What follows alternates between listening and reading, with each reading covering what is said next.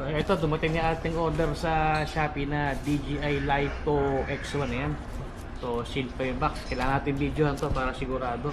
So yung nakaraang DJI na nito natin na ibenta ko dahil nagpalit ko nito dahil mas malakas po ito sa hangin. So unbox muna natin.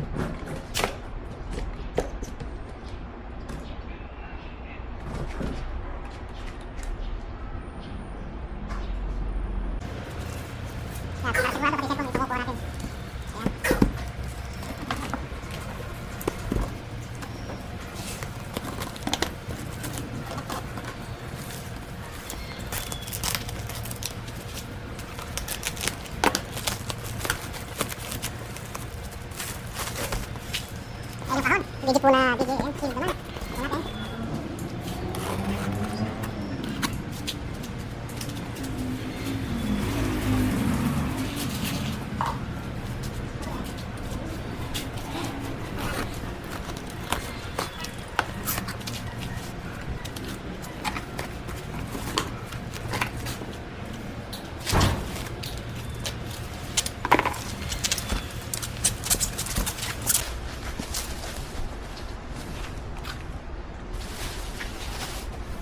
Yan, so ito yung box DJI Lito X1 yan.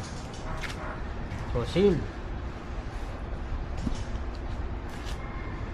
Yan, sarap at bago.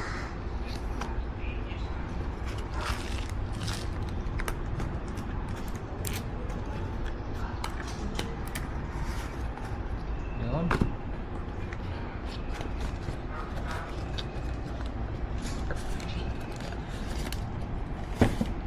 Aircraft.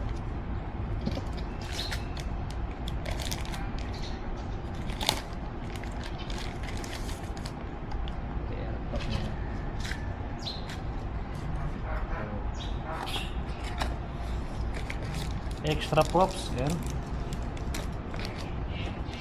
Cable, screw. Ito yung RC entry controller niya yan.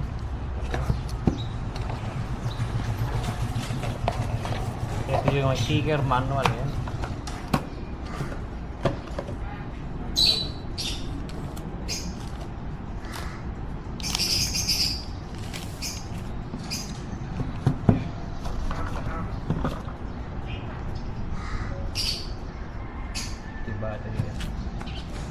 So ito yung nabili natin Lito X1. So standard package lamang po ito.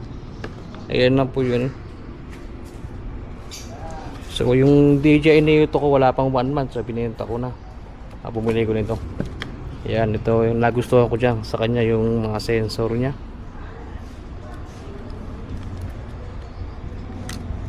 Yung camera niya.